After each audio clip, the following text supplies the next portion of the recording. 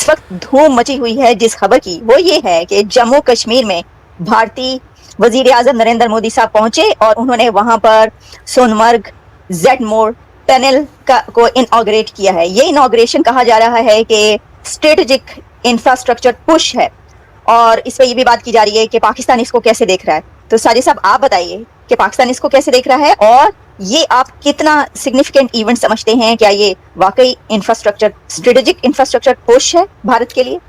Personally मुझे पूछें तो पाकिस्तान इसको नहीं देख रहा, बिल्कुल भी नहीं देख रहा। क्या देख के करेगा उसको?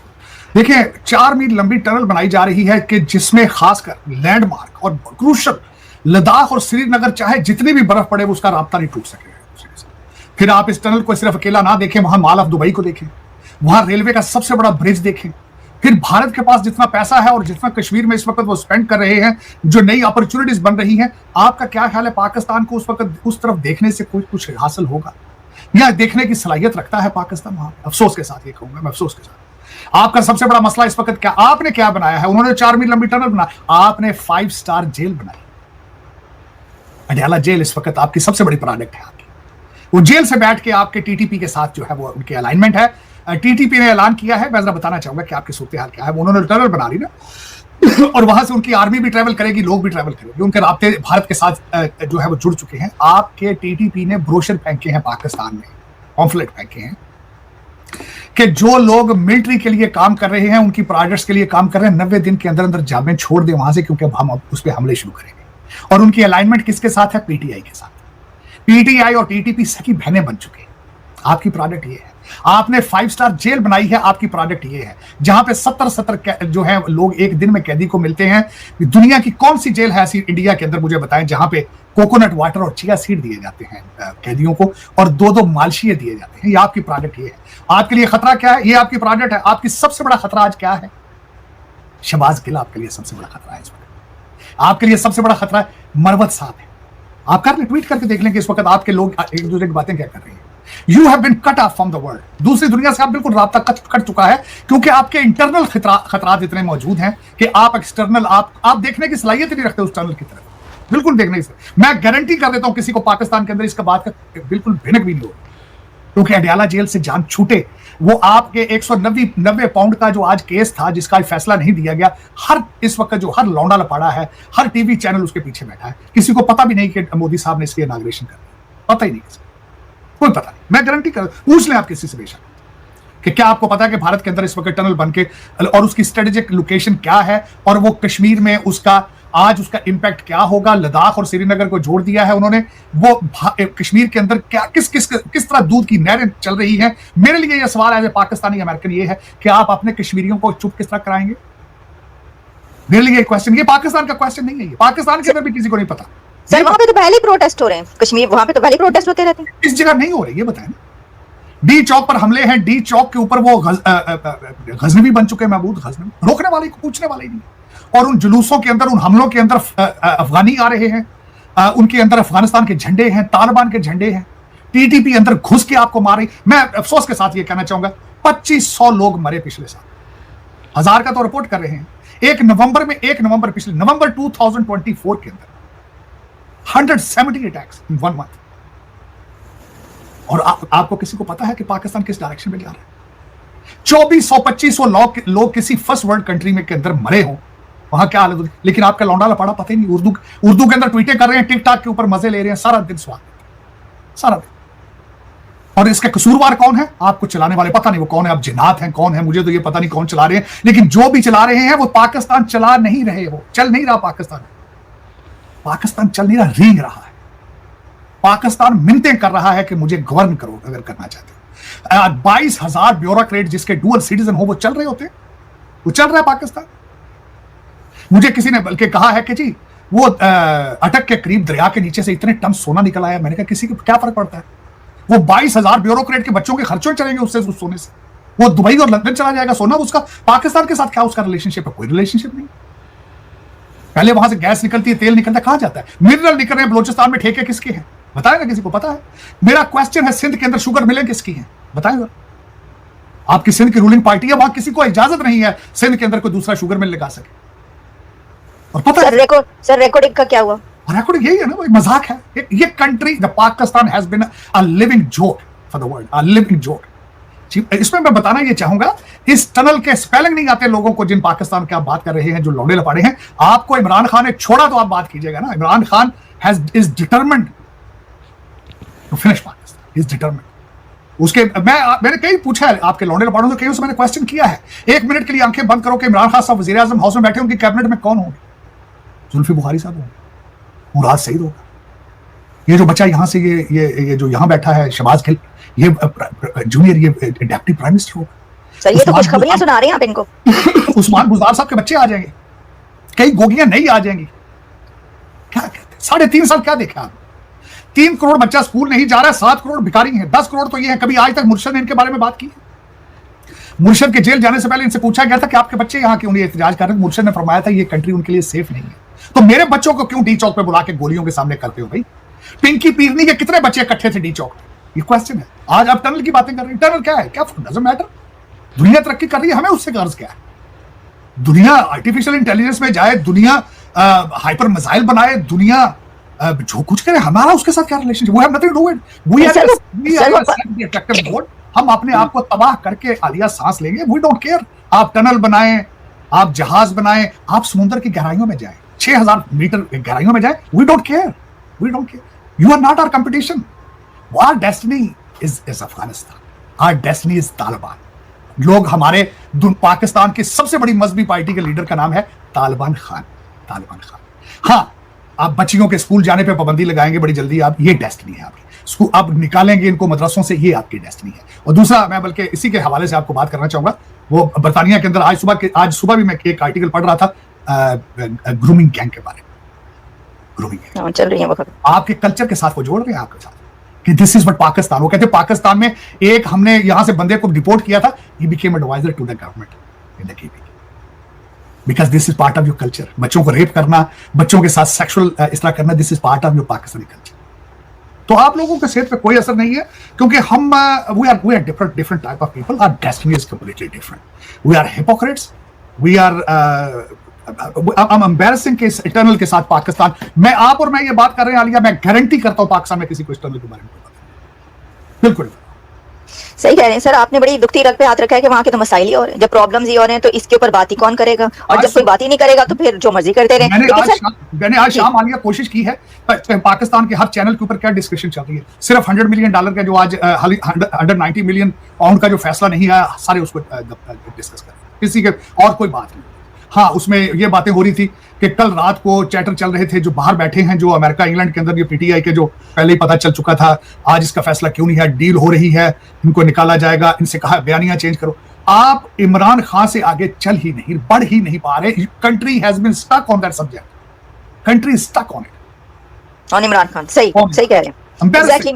और उसके पास पाकिस्तान का हल मौजूद नहीं है। शायद उसकी बीवी के पास कोई काला जादू हो, कुछ जिन्नात हो उसके पास, लेकिन वो पता नहीं पिछली दफा भी वो जब जिन्नात थे तो वो पाकिस्तान की तरक्की के लिए इस्तेमाल नहीं हो पाए। वो पता नहीं क्या बात है, सिर्फ पिंकी पीरनी के लिए और वो गोगियों के लिए ही काम करते रहे हैं। उसके अलावा उनका कोई जिन्नात भी काम IMF के हवाले से नहीं कर पाए, तरक्की की तरफ नहीं कर पाए।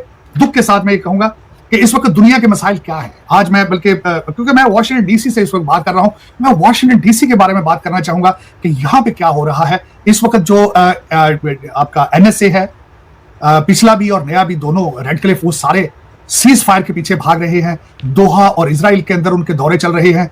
बाइडन एडमिनिस्ट्रेशन चाहती है कि उस लेगेसी को अपने नाम कर सके। आज बाइडन साहब ने स्टेट डिपार्टमेंट में फेयरवेल अपनी तकरीर की है। यहाँ पे इनके मसाइल ये हैं, और वहां पे इन्होंने ऑफिशियल भी एडमिट करने की कोशिश कर रहे हैं कि 1 लाख से ज्यादा लोगों का वहां कत्लेआम हो चुका है। लेकिन आपकी बला से आपके लोगों के तो मसाइल ही कुछ और है। दूसरा, यहाँ पे इस वक्त इशू बन रहा है कि इनॉग्रेशन पे कौन कौन आएगा। एग्जैक्टली साजिद साहब, मैंने तो यहाँ तक पढ़ा है कि इनॉग्रेशन का ये वाला इवेंट दुनिया का इतना बड़ा इवेंट बन चुका है कि कंट्रीज ने तरले मिन्नतें किए हैं कमेटी से कि उन्हें भी बुलाया जाए। देखिए, डॉक्टर जयशंकर साहब आ रहे हैं। किसी दीवाने ने यह भी बात उड़ाई थी कि शायद पाकिस्तान से भी कोई आएगा। मैंने कहा कि वो अगर आया भी, अगर किसी को इनविटेशन गई भी, तो हमें बाहर से दुश्मनों की जरूरत नहीं है। 5th जनरेशन वार पे यहाँ पे जो लोग बैठे हैं, उनके जो नए पेरेंट्स हैं, रिचर्ड गर्नैल साहब, वो उसकी इनविटेशन को रोकेंगे। लेकिन अभी तक मैं कंफर्म नहीं कर पाया कि वहां से वो आएंगे कि नहीं आएंगे। डॉक्टर जयशंकर साहब आ रहे हैं, अर्जेंटाइन के हावियर मिले आ रहे हैं, नयाब बुकले आ रहे हैं, उसके बाद जॉर्जियो मेलोनी आ रही हैं, और चाइना से शायद उनके वाइस प्रेसिडेंट या उनके फॉरेन मिनिस्टर वांग ली आ रहे हैं, और मेरा नहीं ख्याल कि शायद पाकिस्तान से कोई आएगा कि नहीं आएगा। इस वक्त आपको किसी दुश्मन की जरूरत नहीं है, 5th जनरेशन नहीं है, 7th जनरेशन वार के जरिए जितना डैमेज आपको इस एक फितने ने किया है, मैं समझता हूं कभी आज तक पाकिस्तान को इतना नुकसान कोई और नहीं पहुंचा सका। बुक के साथ ये कहूंगा क्योंकि they have mastery on social media, उनकी इनकम भी है सोशल मीडिया से, लेकिन दिस इज देयर मास्टरी। मुर्शिद पाक को भी पता है। लेकिन देखें ना, दो चीजें, जब आप जेल को जेल ना बना सके, जब आप अदालतों को अदालतें ना बना सके, आप दुनिया को क्या गिलाओ? दुनिया से आपका हक ही नहीं बनता, गिला नहीं कर सकते आप। आपको टीटीपी से गिला तो तब हो अगर पीटीआई कंट्रोल में तो हो।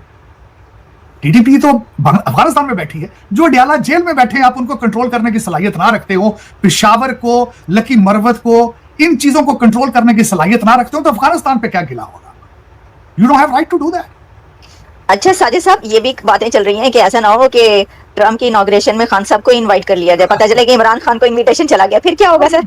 कोई फर्क, क्या फर्क पड़ता? 50-50 हजार डाल। हाँ, मैं बल्कि आपको नंबर बताना चाहूंगा इसमें, मैंने बड़ी इस पे इनॉग्रेशन पे भी, क्योंकि मैं खुद नजदीक बैठा हूं, उनमें से एक इवेंट में मैंने खुद जाने का मेरा प्रोग्राम है जाने का, मैं उस पर आपको बड़ी डिटेल आपके फिल इन करना चाहूंगा। एक तो ये बताना चाहूंगा कि डॉक्टर जयशंकर साहब आएंगे, क्या ऑब्जेक्टिव हासिल करेंगे? पहला ऑब्जेक्टिव कि वो H1B वीजे को यहाँ पे उस पर अपना कोशिश करेंगे, जो कैप है उसको बढ़ा सकें, मजीद भारतीय यहाँ पे आ सकें, ज्यादा से ज्यादा इसको एंजॉय कर सकें। और right now they are technocrat, they are coming with education, with power, with a mindset. दूसरी चीज, वो सबसे ज्यादा जो है वो क्वाड का मीटिंग अगली भारत में होगी, उसके लिए वो अपना ग्राउंड वर्क करेंगे। तीसरी बात ये होगी कि यहाँ पे आएंगे जो दूसरे डिग्निटरीज आएंगे, उनके साथ वो मिलेंगे, अपनी डिप्लोमेसी, अपने भारत के रिलेशनशिप मजीद बढ़ाने की कोशिश करेंगे। तीसरा जो उनका चौथा ऑब्जेक्टिव होगा कि डोनाल्ड ट्रंप साहब की नई एडमिनिस्ट्रेशन है, उनसे मिलेंगे और उनकी मदद करने वाले एडमिनिस्ट्रेशन के, ट्रंप एडमिनिस्ट्रेशन के दो बहुत स्ट्रॉन्ग लोग, काश पटेल और दूसरा विवेक रामास्वामी, उनकी मदद करेंगे और उनको उनके रिलेशनशिप मजीद स्ट्रॉन्ग करेंगे। ये आपके लिए। दूसरा, उसमें सबसे बड़ी बात मैंने जिस तरह कहा था आपको कि इस वक्त आज न्यूयॉर्क टाइम्स ने रिपोर्ट किया है कि $170 मिलियन जो है वो इनॉग्रेशन कमेटी रेज कर चुकी है। टारगेट 200 मिलियन का है। जो $1 मिलियन क्लब है उसके अंदर बहुत से लोग हैं, गूगल है, मेटा है, शेवरॉन है, माइक्रोसॉफ्ट है, एप्पल है, उसके अंदर ओपन AI है। ये सब लोगों ने $1-1 मिलियन दिया है। और मैं यहां बताना चाहूंगा कि जो बाइडेन ने 2021 में जो उनकी इनॉग्रेशन थी उसमें सिर्फ 62 मिलियन रेज कर पाए थे। डोनाल्ड ट्रंप साहब ने 2017 में 107 मिलियन इकट्ठे किए थे। VIP टिकट जो है वो सारे सोल्ड आउट हैं। $1-1 मिलियन वालों को 6 लोग साथ ले जाने का उनको इजाजत होगी। और क्या होगी, वो सिर्फ 19 तारीख को एक कैंडल लाइट डिनर होगा जिसमें फर्स्ट लेडी और ट्रंप साहब आएंगे, और फिर 20 तारीख वो इनॉग्रेशन पे जा सकेंगे। रोटंडा जो कि कैपिटल का हिस्सा है, वहां लंच होगा, उसमें वो जा नहीं पाएंगे। वहां पे सिर्फ सुप्रीम कोर्ट के जजेस, सेनेटर और कांग्रेसमैन होते हैं। वहां से डोनाल्ड ट्रंप साहब आएंगे व्हाइट हाउस में, और पहले दिन ही ओवल ऑफिस में वो 100 से ज्यादा अपने एग्जेक्टिव ऑर्डर साइन करेंगे, जिसमें 2 ऑर्डर्स के बारे में डिस्क्लोज हो चुका है, एक इमिग्रेशन के हवाले से और दूसरा जो आखिरी दिनों में जो बाइडेन साहब ने जो लॉज कानून पास किए थे एंटी एनवायरमेंट, 625 मिलियन एकड़ लैंड के ऊपर नो ड्रिलिंग का जो उन्होंने ड्रिल ना करने का ऑर्डर किया था, उसको डिफ्यूज करने के लिए वो जो पहले 100 एग्जेक्टिव ऑर्डर्स को साइन करेंगे। लेकिन इसमें इस वक्त आपने बिल्कुल सही फरमाया है कि इट्स वेरी सॉर्ट आउट, और पहली दफा 2 चीजें हो रही हैं। एक तो उस दिन doctor Martin Luther king day होगा, छुट्टी होगी उस दिन। 1997 के बाद ये पहली दफा दिन आ रहा है, और ये हिस्ट्री में होगा कि किसी प्रेसिडेंशियल कैंडिडेट ने $200 मिलियन रेज किया अपनी इनॉग्रेशन के लिए। आपके देखने वालों को बताऊंगा 2 ऑब्जेक्टिव होते हैं यहाँ पे। एक तो गवर्नमेंट खर्च करती है, लेकिन ज्यादातर इनॉग्रेशन का खर्चा प्रेसिडेंट की इनॉग्रेशन कमेटी वो करती है। और इसका दूसरा ऑब्जेक्टिव होता है कि अगर कैंपेन के दौरान अगर उस कैंडिडेट ने कुछ लोन लिए हों, तो इनॉग्रेशन कमेटी से जो पैसे रेज किए जाते हैं वो लोन्स उतारे जाते हैं, और जो पैसे बच जाते हैं वो रिपब्लिकन पार्टी को चले जाते हैं, जो कि बाद में अपने कांग्रेसमैन और सेनेटर्स के इलेक्शन पर उसका खर्चा करती है। तो इनॉग्रेशन ये थी। लेकिन अफसोस के साथ कुछ चीजें और हैं इस वक्त जो इंटरनेशनल कम्युनिटी चल रही है।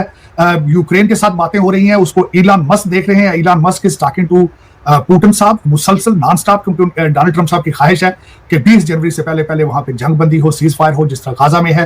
गाजा के अंदर मैंने आपको बताया NSA और एनवॉय टू द प्रेसिडेंट दोनों जो बाइडेन के और ट्रंप साहब के, दे आर इन दोहा और इन इजराइल। 36 हॉस्टेजेस होंगे, 100 से ज्यादा फलस्तीनी जो कैदी हैं उनको रिहा किया जाएगा, और ऑलमोस्ट ड्राफ्ट किया जा रहा है जो कॉन्ट्रैक्ट है जल्द से जल्द इस पे साइन किए सर जाएंगे। कह रहे हैं कि ब्रेक थ्रू है, दोहा में ब्रेक थ्रू कहा जा रहा है कि सीज फायर हो गया है या होने लगा है। मैं टाइम्स ऑफ इसराइल को मुसलसल पढ़ता हूँ। इसराइल 24 I-24 है, मैं मुसलसल इसको ऑब्जर्व कर रहा हूँ कि किसी वक्त भी ये ब्रेक थ्रू हो सकता है। और इसी तरीके से इस वक्त जो है वो यूक्रेन की भी बातें हो रही हैं। डोनाल्ड ट्रंप साहब ने तजवीज़ पेश की थी कि हम यूक्रेन की नेटो की मेंबरशिप 10 से 20 साल पुश कर देंगे, जिसको पुतिन साहब ने रिजेक्ट किया था। उन्होंने कहा था परमानेंट इसको डिले करना चाहिए, खत्म करना चाहिए। और वो प्रेसिडेंट ज़ेलेंस्की को रिकॉग्नाइज नहीं करते थे। वो कहते थे कि वहां पे नए इलेक्शन हो, जो नया बंदा आए हम उसके साथ डील करेंगे। और दूसरा जो यूक्रेन है वो यूरोपियन यूनियन को कहता है कि वो हमारी गारंटीज दें, आके प्रोटेक्ट करें। और इस वक्त 20% से ज्यादा हिस्सा यूक्रेन का रशिया ने कब्जे में कर रखा है, वो भी वो कहते हैं कि उसको छोड़ें। ये इस तरह की है। लेकिन मेरे ख्याल में सीज फायर हो जाएगा, क्योंकि वहां पे करप्शन चल रही थी अमेरिकन डॉलर से, और वो पैसा रुक जाएगा तो जाहिर है वो क्या करेंगे। उसके बाद प्रेसिडेंट ज़ेलेंस्की भागकर दुबई आ जाएंगे या यूएई चले जाएंगे या स्विट्जरलैंड चले जाएंगे। यूक्रेन वार एक मनी लॉन्ड्रिंग स्कीम थी of Democrat party in the United states, तो वो खत्म हो जाएगी। ज़ाहिर डोनाल्ड ट्रंप साहब इज एंटी वार, वो किसी भी नई जंग में ना जाना चाहते हैं। टैरिफ को इकोनॉमी को यूज करना चाहते हैं to achieve the objectives of the war. Sir मैं इसके ऊपर आखिरी नोट पे कहना चाहूंगी कि आपने जो बातें बताई इस वक्त इन डेप्थ एनालिसिस आपने पेश किया हर इशू पर, लेकिन ये जो डोनाल्ड ट्रंप के अभी एरा स्टार्ट होने लगा है, तो ऐसे टाइम में ये सीज फायर होना ये एक बहुत बड़ी डेवलपमेंट होगी और ये याद रखी जाएगी तारीख में कि भाई डोनाल्ड ट्रंप की जो आपने बताया लोग बातचीत कर रहे हैं बीच में इलॉन मस्क और वो, तो उन्हीं की टीम ये कर रही है। ऑफ कोर्स इलॉन मस्क जो है इस वक्त देखा जाए तो वो यहाँ तक अमेरिका में लोग कहते हैं बल्कि ही is the vice president of the country, बल्कि डोनाल्ड ट्रंप साहब को पिछले दिनों आके इसकी क्लैरिफिकेशन भी देनी पड़ी। लेकिन इस वक्त Elon Musk is the strongest possible person right after Donald Trump, जिसको आपने भी ट्राई की है। मैं बताना चाहूंगा कैसे की। केपीके से आपका सूबा केपीके, खैर केपीके नहीं कहना चाहिए, पीटीआई सूबा कहना चाहिए। उन्होंने डायरेक्ट अप्रोच किया इलॉन मस्क को कि हम आपका स्टार लिंक लेना चाहते हैं, ताकि दाना डाला ना कि ये बातचीत शुरू की जाए इनसे। और उसके बाद हम कहेंगे कि please tweet free Imran Khan, जिस तरह इन्होंने कहा है उसको बाबा जी अंकल जो इनके हैं, तो उनसे सीधी बात करने की कोशिश की कि हम आपके स्टारलिंक के कस्टमर हैं, तो आप प्लीज उसको ले लें। लेकिन ये मैं बताना चाहूंगा कि Elon Musk is considered a China man, क्योंकि उनकी अपनी फैक्ट्रियां चाइना के अंदर मौजूद हैं। He is a sympathiser with them as well, लेकिन he is the strongest man in the US. और इनको इस वक्त यूरोप जो है वो मुसलसल उनके खिलाफ प्रोपेगेंडा करता है कि why he is स्पोकिंग in England and Germany and other countries. लेकिन मेरा क्वेश्चन ये, सोरो साहब तो भी करते थे ना, सोरो साहब लेफ्ट वाली साइड पे वो भी इन्वेस्टमेंटिंग करते थे, तो आज एक कंजर्वेटिव कर रहा है तो आप क्यों इस तरह इसके साथ ये तो इंटरनेशनल पहले ही इसका एक ट्रेडिशन मौजूद है इसका। साजिद तार साहब thank you so much sir. जैसा कि आपने क्लिप में देखा कि भाई पीओके में ना मतलब कि बहुत ज़्यादा प्रोटेस्ट हो रहे हैं और मतलब कि पाकिस्तानी गवर्नमेंट को मतलब कि क्रिटिसाइज़ किया जा रहा है। मतलब कि भाई साहब कोई मेडिसिन नहीं है उधर, कोई फूड नहीं है, ठीक है भाई साहब, बिजली नहीं है, पानी नहीं है, और भाई साहब वो प्रोटेस्ट करने पे लगे हुए हैं। और जो पाकिस्तानी गवर्नमेंट है, रेंजर्स वगैरह हैं भाई साहब, उन्होंने मतलब कि क्या करा है ना भाई, वहाँ पे गोलियाँ चलानी शुरू कर दी। और उसके बाद में भाई पीओके में और भी ज़्यादा मतलब कि अफरा तफरी हो गई है। मतलब कि जो पीओके है ना भाई, पाकिस्तान ऑक्यूपाइड कश्मीर, मैं आपको थोड़ी हिस्ट्री बता देता हूँ। पाकिस्तान ऑक्यूपाइड कश्मीर जो है ना भाई, उसको कहते हैं, वो है क्या बोलते हैं, पाकिस्तान ने कब्जा रखा, ठीक है। वैसे उस टाइम पे जब क्या बोलते हैं, जब कश्मीर में भारत में कश्मीर का विलय हो गया था, ठीक है, तो भाई राजा हरि सिंह जी थे जो भाई साहब लास्ट एम्परर थे, मतलब कि राजा थे उस टाइम पे, ठीक है। तो भाई उन्होंने मतलब कि भारत के साथ में मतलब पहले तो मना कर रहे थे कि भारत के साथ में किसी के साथ में नहीं करना, वो आज़ाद रियासत बनाना चाहते थे, वो जो बात एकदम फैक्ट है। फिर उसके बाद में भाई वो भारत के साथ में क्या बोलते हैं विलय करने के लिए तैयार हो गए थे। उसके बाद में भाई साहब ये जैसे ही ये बात पाकिस्तान को पता चली, तो पाकिस्तान ने अपने कबालियों को वहाँ पे मतलब कि उत्तरी दिशा से मतलब कि फिर उसके बाद में अंदर दाखिल कर दिया कश्मीर के अंदर। और भाई साहब क्या बोलते हैं, जो ये बात भारतीय फ़ौज को पता चली, भारतीय सरकार को पता चली, तो भारत की सरकार ने उस टाइम पर अपनी फ़ौज भेज कर वहाँ पर, ठीक है, भेज दी। और मानिक शाह जो थे मतलब कि भाई साहब उस टाइम पे हमारे फील्ड मार्शल भी थे और आर्मी चीफ भी थे, ठीक है। तो भाई क्या बोलते हैं, उस टाइम पे ना क्या बोलते हैं, भारतीय आर्मी सारे कश्मीर को ही मतलब कि जीत रही थी। लेकिन भाई क्या बोलते हैं, उस टाइम पे चाचा नेहरू जो थे यूएन में चले गए, और उस वजह से अभी तक वो मामला अटका हुआ। वहाँ पे आधी फ़ौज पाकिस्तान में ऑक्यूपाइड पाकिस्तान पीओके में है, पाकिस्तान की फ़ौज, और भारत के कश्मीर जो है भारत के पास में जो, ठीक है। तो भाई तब से ये मसला चल रहा है। और भाई साहब अभी तक सोल्यूशन कुछ नहीं निकला है कि भाई साहब क्या सोल्यूशन निकलना चाहिए, क्योंकि भाई मतलब कि भाई बहुत ज़्यादा दिक्कत होती है, मतलब कश्मीर के लोगों को दिक्कत होती है कि भाई साहब पीओके में इतना वो कुछ हो रहा है। भाई भारत के जो कश्मीर है वो तो भाई साहब एक जन्नत बन चुका है भाई साहब, जो बात है तो फैक्ट है, क्योंकि भाई वहाँ पे पीएम मोदी ने 370 धारा हटाई, उसके बाद में भाई साहब सारा कुछ मतलब कि टूरिज़्म सेक्टर वगैरह भाई साहब, मतलब कि भाई साहब जो अपना रेडी वगैरह के काम चलाते हैं भाई साहब, टूरिज़्म सेक्टर है जो मतलब इतना भरपूर हो गया है, और कश्मीर के अंदर इतना पैसा आ गया है कि भाई साहब लोग भाई साहब खुशहाल है वहाँ पे। लेकिन भाई साहब पाकिस्तान के कश्मीर में जो भाई साहब बहुत ज़्यादा दिक्कत है उनको, तो भाई साहब इतनी इतनी तगड़ी चीज़ें, इतनी टूरिस्ट जगह वहाँ पे कोई आने को पसंद नहीं करता, कोई टूरिस्ट भी नहीं आने को पसंद करता, जो फॉरेनर्स वगैरह आते कोई भी नहीं, मतलब पाकिस्तान के लोग आने को डरते हैं वहाँ पे। तो भाई टूरिस्ट क्या आएंगे, मतलब कि फॉरेनर्स क्या ही आएंगे पीओके में, ठीक है भाई साहब। भाई इंफ्रास्ट्रक्चर कुछ नहीं है, और भाई साहब मतलब कि दबा के रखा हुआ है कश्मीर के लोगों को भाई साहब, ये चीज़ तो भाई बहुत बेकार है, ठीक है। अब जो मतलब कि कल ही का वाक़या है, मतलब कि पाकिस्तान में मतलब कि क्या बोलते हैं, एक वाक़या हुआ है पाकिस्तान के अंदर, पाकिस्तान में ना एक क्या बोलते हैं धमाके हुए हैं, ठीक है। जैसे मुहर्रम बलोच है ना, उसको गिरफ़्तार कर लिया था। तो भाई उस वजह से ना पाकिस्तान के अंदर अब धमाके शुरू हो गए हैं, ठीक है। मैं आपको स्टोरी बता देता हूँ, देखो पाकिस्तान कराची में हुआ है ये, Pakistan Karachi attack, militant storm Rangers headquarters after blast 3 security personnel killed, ठीक है। The attack took place in Karachi Gulshan Jauhar area new university road close to several universities and the Pakistan Rangers headquarters में हुआ है, ठीक है भाई साहब। और suicide attackers rammed an explosive laden vehicle into the provisional headquarters of the Pakistan Rangers in Karachi on Saturday, triggered a fierce gun battle between militants and security forces in one of the country's biggest militant attacks in recent month. At least 3 Rangers personnel were killed, while local media also reported the death of at least 3 militants, through authorities have yet to issue an official casualty toll, ठीक है। The attackers took place in Karachi's Gulshan Johar near University Road, close to several universities, and the Pakistan Rangers headquarters. Heavy gunfire continued for hours after the initial explosion as police, rangers, bomb disposal squads and rescue teams seated of the area. A little non-militant group, Jamaat ul Ahrar, claimed responsibility of the assault. According to the Associated Press, Pakistan authority have yet not officially confirmed the claim. देख पाकिस्तान के मतलब कि जो headquarter है ना, मतलब कि भाई साहब कराची में पाकिस्तानी आर्मी का, ठीक है, रेंजर्स का, तो वहाँ पे एक्सप्लोजन हुआ, वहाँ पे 3 लोगों की मौत हो गई, ऐसा बताया जा रहा है, ठीक है। तो भाई ये जो चीज़ें हो रही है ना, ये पाकिस्तान की गलत नीतियों की वजह से हो रही है। वैसे वो मतलब कि बलोची लोग क्या मांग रहे हैं तुमसे, मतलब कि भाई तुम उनको हक भी नहीं दे रहे हो, ऊपर से उनकी लीडर को भी मतलब कि तुम भाई गिरफ्तार कर देते हो, उसको क्या बोलते हो उम्र कैद की सज़ा दे दी गई है। तो भाई ये चीज़ बहुत ज़्यादा पाकिस्तान में होती है। पाकिस्तान में तो हर चीज़ से आज़ादी मांग रहे हैं भाई साहब। कश्मीर के वो लोग वो आज़ादी मांग रहे हैं पीओके के लोग, ठीक है भाई साहब, और फिर ये बलूचिस्तान में ये आज़ादी मांग रहे हैं, ठीक है। और भाई बहुत ज़्यादा दिक्कत है, ठीक है भाई साहब। और ऊपर से वो पश्तून भी है, वो भी आज़ादी मांग रहे हैं, वो भी अफ़गानिस्तान के साथ मिले हुए हैं। तो भाई जो भाई ये जो चीज़ है ना भाई, मतलब कि भाई पाकिस्तान में बहुत ज़्यादा दिक्कत है भाई साहब, ठीक है भाई साहब। और पाकिस्तान को ये सोचना चाहिए कि भाई साहब ये क्या कर दिया गया है, ठीक है भाई साहब। और क्योंकि भाई साहब पाकिस्तान खुद की हालत ऐसी है कि भीख मांगता रहता है, वो हर जगह से भीख मांगता है।